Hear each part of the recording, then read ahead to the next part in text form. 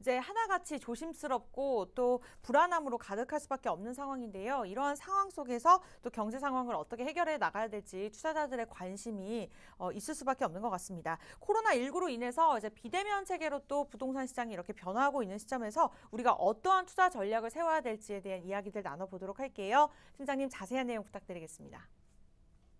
네, 오늘 제가 감히 한번 내년에 부동산 시장에 대해서 한번 전망을 해볼까 합니다. 뭐 제가 전망한다고 뭐 제 전망대로 되게 하겠나마는 그래도 제가 가지고 있는 식견 하에서 분석했는 자료를 가지고 여러분들께 한번 말씀을 드리겠습니다. 꼭 한번 참고를 해주시고 주택을 매수하실 분들은 어떻게 해야 될지, 매도하실 분들은 또 뭐 어떻게 해야 될지 한번 판단해 보시기 바라겠습니다. 최대한 팩트를 가지고 말씀드리도록 하겠습니다. 자, 일단 제목은 2021년 당장 이제 얼마 남지 않았습니다. 내년에 부동산 시장에 대해서 전망을 해보도록 하겠습니다.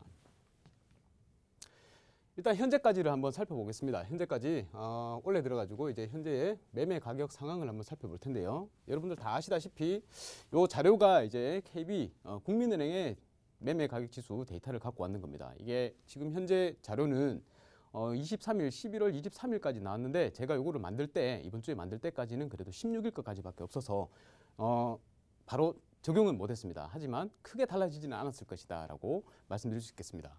자, 일단 기본적으로 뭐 김포가 엄청 올랐죠. 김포 그리고 이제 이 장이 지방으로도 번졌습니다. 그래서 부산에 있는 해운대구, 강서구, 기장군 할 것 없이 부산이 쫙 이렇게 상위 포션을 차지하고 있습니다. 창원도 올랐고요. 울산 다 올랐습니다. 많이 올랐네요. 전년말 대비로 보더라도 세종이 되게 핫하죠. 세종이 많이 올랐는 걸 볼 수 있고 대부분 지방까지 할 것 없이 다 올랐습니다. 올랐는 상태고 하락하는 지역도 있는데요. 하락은 보면 뭐 당진이나 이천 등등 이렇게 여러 가지 있긴 한데 별로 없습니다. 그죠? 한 6군데밖에 없는데 요 지역은 하락을 했다. 근데 이 지금 상황을 봤을 때 이 지역도 가지고 계신 분들은 크게 걱정하지 않으셔도 되지 않겠나라는 게 제 기본적인 마인드입니다. 자, 매매도 살펴봤지만 전세도 굉장히 중요합니다. 전세 가격이 올라가주면 어쩔 수 없이 매매 가격도 밀어주는, 그러니까 하방에서 탄탄하게 받쳐주는 게 바로 전세죠. 이 전세를 살펴보는 게 중요한데요. 다들 아시다시피 뭐 저금리도 물론 영향이 있겠지만 기본적으로 임대차 3법으로 인해서 가격 상한이 들어갔기 때문에 그게 의해 가지고 전세 가격이 많이 상승했다고 볼 수 있습니다. 전세 가격 보시면 김포, 울산, 뭐 영등포, 부산 할 것 없이 전국적으로 전세가 오르고 있는 상황입니다. 계속 많이 올라가고 있죠. 자, 전년말 대비로 봤을 때도 세종부터 시작해서 대전 할 것 없이 용인 수지구까지 많이 올라 있는 상황입니다. 물론 하락도 있습니다. 전세 가격이 목포는 하락이 됐네요. 뭐 물량이 많든지 뭔가 문제가 있긴 하겠죠. 자, 그런데 뭐 크게 하락률이 크지는 않습니다. 0.09% 정도 되고요. 그 외에 전년말 대비로 보면 하락했는 지역도 있긴 합니다. 근데 다들 이제 전세가 상향으로 전환되고 있는 시점이다라고 보시면 되겠습니다. 자, 보십시오. 지금이 이 현재 서울 아파트의 매매 가격 지수입니다. 주택 매매 가격 지수인데요. 완전 다들 그러죠. 불장이라고 그럽니다. 그냥 빨간색이 지금 상승했는 건데요. 색깔이 진하면 진할수록 많이 상승했는 겁니다. 보시다시피 6월 달부터 시작해서 5월 말부터 시작해가지고 이렇게 아주 불장으로 형성이 되어 있습니다. 지금 현재 이 상황입니다. 서울의 전 지역이 전구가 다 그렇다고 보시면 될 것 같고요. 그 외에 이제 경기도 지역의 아파트인데 뭐 올해 초에 잠깐 이렇게 긴박하게 오르다가 그 뒤로 조금 주춤했었습니다. 주춤하다가 여기 6월 달부터 시작해가지고 이렇게 또 장이 서울에서부터 경기도 전역으로 이제 좀 번지고 있는 그런 상황이라고 보시면 됩니다. 많이 올라가는 것 같습니다. 오르고 있죠. 자, 그리고 현재 이제 광역시, 지방 광역시인데요. 이 광역시도 보면 여기가 부산을 뜻하고 있고요. 부산, 그리고 여기가 대구, 그리고 여기가 인천입니다. 인천인데 보시면 지금 계속 더 붉어지고 있죠. 마찬가지로 대구도 마찬가지로 더 붉어지고 있는 상황이고요. 인천은 뭐 그렇게 붉어지진 않지만 그래도 빨간색의 모습을 보이고 있는 상황입니다. 부산 같은 경우는 해운대구가 그야말로 아주 상승을 주도를 하고 있습니다. 주도를 하고 있고 이로 인해 가지고 지금 현재는 조정 대상 지역으로 지정이 됐죠. 근데 앞으로 조금 더 두고 봐야 될 것 같습니다. 해운대부터 시작해 가지고 옆으로 쭉 지금 다 번지고 있는 이런 상황인 것을 볼 수 있고요. 확인할 수가 있고 대구도 마찬가지로 보시면 대구에 이제 가장 핫한 곳이 수성구인데 수성구뿐만 아니라 달서구도 많이 올랐습니다. 오르고 전체적으로 옆으로 이제 벌어지고 있는 상황. 인천도 이제 지금쯤이면 한번 눈여겨 보시고 매수를 한번 고민을 해보셔야 될 것 같습니다. 점점 더 붉게 색깔이 바뀌고 있습니다. 자, 지방의 아파트들도 대부분 다 그렇습니다. 이제 다 그냥 붉은색으로 표시가 되고 있는 것을 확인할 수 있습니다. 이게 왜 그러냐? 지금 기름을 부었는데요. 전세 가격이 이렇게 상승을 하고 있습니다. 이게 서울 아파트의 전세 가격인데요. 별로 그렇게 붉게 물들지는 않았습니다. 그냥 조금씩 원래 평년 기준으로 이렇게 상승률을 보이다가 갑자기 7월 말부터 시작해가지고 이렇게 아주 급격하게 붉은색으로 변하는 것을 볼 수 있습니다. 이게 임대차 3법의 영향이 아니고 뭐겠습니까? 자, 임대차 3법으로 인해 가지고 가격 조정이 들어가니까 계약갱신 청구권을 활용을 하기 때문에 사람들이 당연히 임대인 입장에서는 더 가격을 올려받으려고 할 거고요. 4년치를 한꺼번에. 그러다 보니까 가격이 올라갈 수밖에 없는 거죠. 매물은 씨가 마르고 그래서 전세 공급은 없어지고 가격은 오르게 될 수밖에 없다. 수요는 그대로기 때문에 오히려 수요는 늘어나고 있죠. 자, 그래서 가격이 상승하니까 전세 가격이 상승하니까 아까 앞선에 보셨던 매매 가격도 일반적으로 다들 상승할 수밖에 없는 상황입니다. 제가 계속 이렇게 설명해봤자 이만 아플 것 같고요. 보시면 경기도도 마찬가지로 이렇게 다 상승하고 있는 추세고 광역시도 해운대 마찬가지로 올라가고 있죠. 해운대가 올라가니까 매매가도 올라감으로 인해 가지고 옆으로 다 퍼지는 상황. 지금 다 퍼지고 있습니다. 옆에. 지금 현재 나와 있는 말씀드렸던 11월 16일까지인데요. 11월 23일로 보셔도 마찬가지일 겁니다. 더 상승하면서 상승했지 줄어들지는 않을 겁니다. 이 상승 추세가 계속적으로 유지되고 있다. 앞으로 전세난에 전세 그 공급의 씨가 마름으로 인해 가지고 더 올라갈 소지가 있다. 자, 보시다시피 기사에서도 많이 보실 수 있습니다. 2030들이 전세난에 밀려서 집을 산다. 이제 살 수밖에 없죠. 사고 서울의 경기도 아파트의 거래량이 급감했던 거래량이 이제 다시 고개를 쳐들고 있다라는 내용입니다. 자, 그리고 뭐 강남의 주요 아파트죠. 레미안 대치팰리스 같은 경우도 전세를 20억을 또 돌파를 했다. 자, 학군이 겹쳐서 고공행진하고 있다. 그리고 임대차법 눈 가리고 아웅이다. 전세난을 진단해보니 해법도 모두 다 엉터리로 나왔다. 전세가 너무 오르니까 결국 정부에서 발표를 했습니다. 11.19 대책이었죠. 이 대책으로 인해 가지고 도심지 내에 단기간에 공급을 확대하겠다. 뭐 한 11만 4천 가구를 확대하겠다고 하고 중장기 주택 안정 기반 확충, 질 좋은 주택을 평생 살 수 있도록 공급을 하겠다. 임차인의 부담을 완화시키고 보호를 강화하겠다라는 등등의 많은 내용들을 담은 전세 대책을 발표를 했습니다. 그런데 모든 전문가들이 얘기를 하지만 자, 가장 중요한 일단 아파트가 없습니다. 다 다세대 연립, 뭐 빌라들이 있죠. 그리고 비현실적인 30년 월세, 30년 동안 월세를 살라고 한다. 누가 들어가서 살겠습니까? 그죠? 우리가 기본적인 인간의 욕구가 뭡니까? 주택을 가지고자 하는 욕구가 있는 거죠. 그 욕구를 막는다는 게 사실상 불가능하다고 볼 수 있을 것 같습니다. 자, 그리고 뭐 상가나 호텔을 고쳐가지고 다시 주택으로 만들겠다. 들어가서 살아라. 살 수 있겠습니까? 자, 그리고 국민 현세 지출 논란도 있다. 등등 이런 대책을 이번에 내놨지만 전세를 잡기에 완전히 역부족이다라고 충분히 상식이 있는 사람이라면 다들 느낄 수 있을 겁니다. 자, 거기에다가 전세값이 집값을 밀어 올렸다. 집값은 계속적으로 올라가고 있다. 이렇게 올라가고 있다는 겁니다. 자, 제가 여기서 한번 말씀드릴 게 있는데요. 임대시장 통제 정책입니다. 지금 이게 자체가 정부에서 관여를 해가지고 우리 큰 정부가 되는 거죠. 관여를 해가지고 임대시장 자체를 자기들이 규제를 하겠다라고 해서 지금 임대시장 통제 정책을 했는데요. 이 폐해가 경제학에 우리 경제학자들을 보면 다들 동의를 하는 부분입니다. 임대료 통제 정책은 전혀 효과가 없다. 오히려 역효과만 낼 뿐이다라고 해서 옛날부터 연구가 있었는데요. 미국의 우리 진보적인 경제학자 노벨상 수상자 폴 크루그만 아니면 또 우리 보수의 진보의 경제학자 아이콘이죠. 밀턴 프리드만 이런 분들이 둘 다 보수나 진보는 할 것 없이 의견 일치가 있는 부분이 있습니다. 그게 바로 주택 임대 이 부분에 대한 통제는 있어서는 안 된다라는 그런 결론을 내렸는 적도 있고요. 그리고 1990년대 후반에 미국에서 전체의 경제학자들을 대상으로 조사를 했던 보고서들도 있습니다. 그 내용을 보면 대부분 한 90% 이상이 다 반대하는 그런 결과가 나왔습니다. 우리나라도 마찬가지로 2000년대 초에 거기에 대해서 경제학자들을 국내에 있는 유수 경제학자들한테 이제 설문조사를 했었는데 임대료 통제 정책은 바람직하지 않다라고 말을 했던 그런 경우가 있습니다. 그런 보고서도 있는 거고요.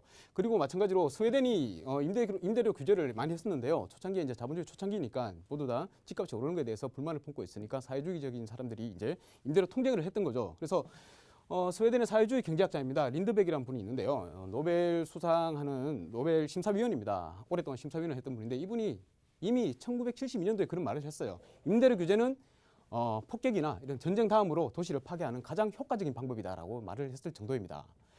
자, 그리고 뭐 세뮬 존슨 많이 아시죠? 지옥으로 가는 길은 선의로 포장되어 있다. 이 말이 뭐냐면 우리가 아무리 좋은 정책을 내놓는단 말입니다. 그 뭐 우리 시민들을 위한 정책을, 국민들을 위한 정책을 내놓는데 아주 잘 포장되어 있는, 아주 잘 포장되어 있는 그런 정책들은 다 지옥으로 가는 길이란 말이죠.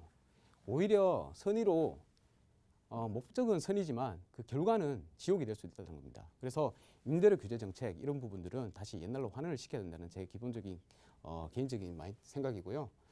자, 어쨌든 앞으로 우리가 집값이 오를 수밖에 없다라고 저는 전망을 하고 있는데 왜 그런지 이유를 한번 살펴보겠습니다. 앞서서 말씀드렸듯이 전세값이 계속 치솟고 있습니다. 당연히 매매가의 하방을 강력하게 지지하기 때문에 더 내리지는 않을 것이다라는 게 충분히 예상이 가능하고, 그리고 시중에 유동성이 아주 굉장히 넘치고 있습니다. 통화량과 광해 통화량 M2와 주택가격지수를 보고 제가 설명을 드릴 거고요. 그리고 저금리 상황이 앞으로 향후 또 계속 지속될 것 같습니다. 그 내용과 또 부족한 공급 물량에 대해서 말씀을 드리겠습니다. 자, 이게 지금 미국의 상황인데요. 우리 통화량이라고 말하죠. 유동성이라고 말하는데 그러니까 돈입니다. 시중에 풀린 돈이라고 생각하시면 되겠습니다. 뭐 당연히 내가 가지고 있는 현금이 있을 수도 있고요. 은행에 풀려 있는, 은행에 들어가 있는, 그리고 그런 대출로 인해서 발행된 그런 통화량이라고 보시면 되겠습니다. 그게 이제 파란색 선으로 나타내 있는 이 그래프에서 파란색 선으로 나타내져 있고요. 그리고 주택 가격 지수가 미국에 있는 주택 가격입니다. 주택 가격 지수가 빨간색으로 표시되어 있습니다. 자, 여기 보시다시피 2000년대 중반부터 시작해서 2000 초반이죠. 2001년 정도부터 시작해서 이렇게 가격이 많이 올랐었습니다. 그런데 시중에 풀려있던 통화량은 밑에 수준으로 그냥 천천히 오르고 있었단 말이죠. 그러니까 이게 통화량에 시중에 풀린 돈에 비해서 가격이 많이 올랐다는 것이죠. 이게 바로 이제 좀 어떻게 말하면 버블이라고 말할 수 있죠. 버블이 발생을 하니까 이때 당시에 리먼 브러더스, 서브프라임 모기지론에 이제 의해 가지고 가격이 한번 전 세계적으로 금융 위기가 왔었죠. 그러다 보니까 폭락을 하는 겁니다. 그래서 하다 보니까 이제 적정 수준으로 가격이 내려왔던 거죠. 내려오고 난 다음에 계속 통화량을 증대를 합니다. 증대를 하다 보니까 주기에 따라 가지고 이렇게 가격이 올라가고 있는 거죠. 그리고 지금 현재 상황을 보면 여기 보이시죠? 이만큼 파란색 그래프만큼 이렇게 솟아 올라 있습니다. 이게 뭐냐면 지금 시중에 풀린 돈입니다. 코로나로 인해 가지고 직접적으로 정부에서 재난지원금 형태로 시민들에게 돈을 풀고 있습니다. 미국에서조차 말이죠. 이렇게 많이 풀고 있으니까 돈이 풀렸는 이 양이 너무 많아가지고 주택 가격에 비해 가지고 지금 더 상단에 올라와 있다는 겁니다. 그래서 주택 가격이 오를 수밖에 없다라는 게 제 기본적인 포지션이고요. 우리나라를 살펴봤을 때도 이게 지금 현재 그래프가 제가 광의 통화량 M2와 그리고 주택 가격 지수를 이렇게 살펴가지고 그래프를 넣는 겁니다. 출처는 트레이딩 이코노믹스라고 해서 중년 어떤 경제센터 연구소고요.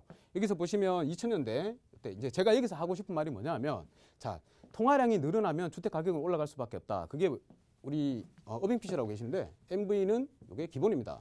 PQ라고 합니다. 자, PQ인데 요거는 뭐 물량이고요. 요게 물건 가격이에요. 그리고 통화량입니다.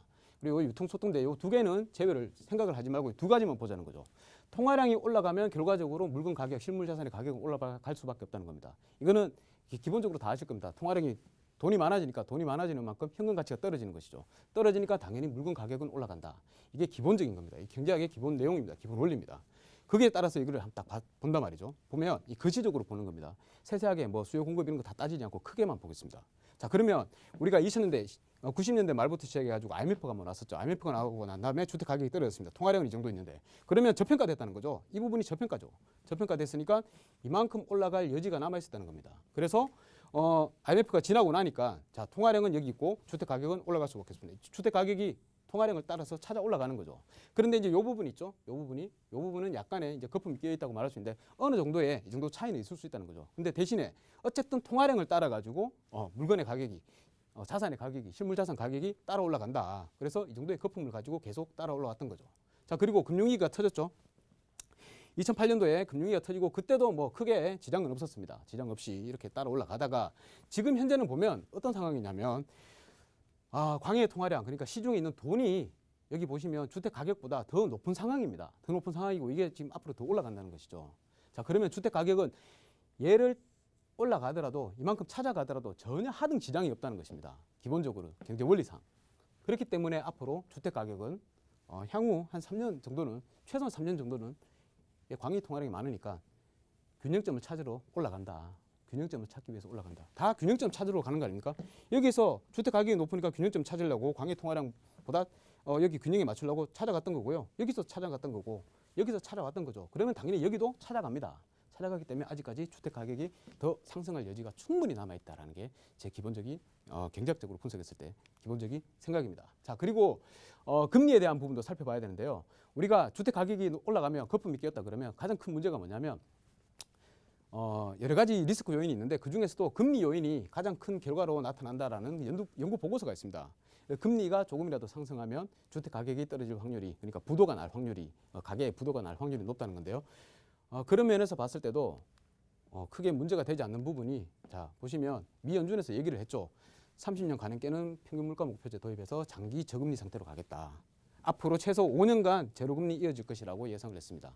미국의 금리는 우리는 따라가게 돼 있습니다. 그래서 금리가 오를 여지가 없기 때문에 앞으로도 주택 가격에 대한 큰 걱정은, 가계부채가 무너질 거라는 큰 걱정은 하지 않아도 될 것 같다. 그리고 공급입니다.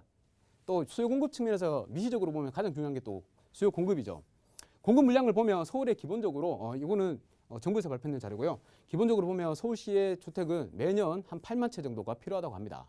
자, 그리고 여기 민간기업에서 발표된 자료도 보면 최소 잡아가지고 뭐 한 6만 3천 채 정도 필요하다고 하는데, 보십시오. 자, 올해까지는 괜찮았습니다. 근데 당장 내년부터 2023년까지 이렇게 입주 물량이 줄어듭니다. 내려간다는 것이죠. 여기도 발표는 보듯이 이렇게 내려갑니다. 공급 자체가 없습니다. 공급 자체가 없으면 수요는 그대로인데 오히려 수요는 계속적으로 늘어나고 있죠. 그러면 가격은 올라갈 수밖에 없다. 이게 기본적인 겁니다. 자, 기본적인 것으로 분석을 했을 때 주택 가격 내년에는 반드시 상승할 수밖에 없다. 약간의 조정이 있을지는 몰라도, 뭐 정부에서 규제 정책으로 인해 가지고 잠깐의 억누름이 있을지는 몰라도, 그래서 거래량이 줄어든다거나 하는 것 때문에 잠깐 주춤할 수는 있습니다. 제가 지난 시간에도 말씀드렸지만 거래량이 급격히 감소해서 내려간다 하더라도 절대 주택 가격이 뭐 폭락하거나 그런 건 없으니까요. 지금 만약에 주택을 보유하고 계시는 분이라면 끝까지 보유하고 계시고요. 다주택자들이라 하더라도 끝까지 보유하고 계시는 게 맞는 것 같고요. 만약에 주택이 없는 분이다 그러면 향후에 닥치게 될 그런 인플레이션에 대비해가지고 가급적이면 반드시 어떻게든 주택을 보유하는 게 맞을 것 같습니다. 자, 이상으로 대전망에 대해서는 마치도록 하겠습니다. 감사합니다.